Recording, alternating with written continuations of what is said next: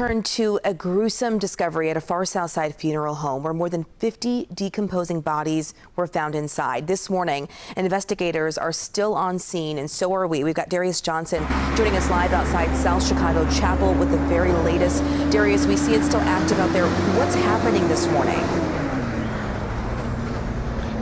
Audrina, the first thing I want to talk about is the mood. It is a very chilling feeling here this morning. You have this fog laying over the area. You have this active investigation with bodies that are being wheeled out one by one. And then you even just had some church bells tolling in the background. So it just really speaks to how hard it is to be at this scene right now. You even have that awful odor that continues to permeate through this air this morning. And we're all getting whiffs of it. The same odor that many people have been talking about for the last several hours. We have seen the Cook County Medical Examiner's Office and investigators continue to remove remains from this funeral home. Now they are going to be working to identify every single person that was inside to make sure that their families are notified as well. Take a look. Chicago police have been at this South Chicago Chapel at 95th and Escanaba since yesterday afternoon when this shocking discovery was made.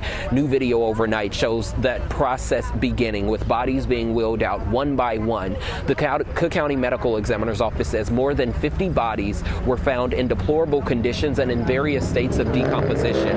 The medical examiner expects the identification process to take several days. Now, this investigation began after state regulators suspended the funeral director's license earlier this week, citing rodent infestation, maggots, and improper storage of human remains. But state business records show the funeral home's business license remains active at this time.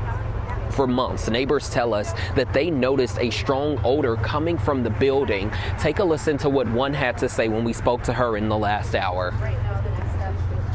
Found inside. It's crazy. Like, I have a 3-year-old. Like, I live right next door. I can see, like, evidence from my window. Like, it's really crazy, yeah. I lived there for, like, a year, so, like, I could smell it the whole year. It was always, like, maybe, like, every few days, like, you could always smell it.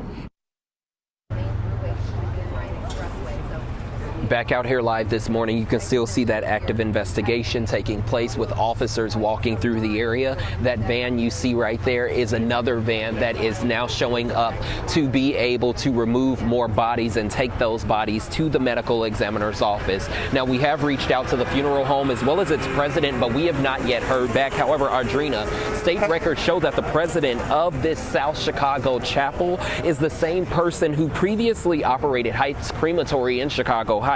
Last year, that crematory was shut down by the state after authorities found bodies stored in trailers. We're live here in South Geary this morning. I'm Darius Johnson. Audrina, back to you. Such disturbing details of the story. Darius, we're going to check back in with you later as this continues to develop.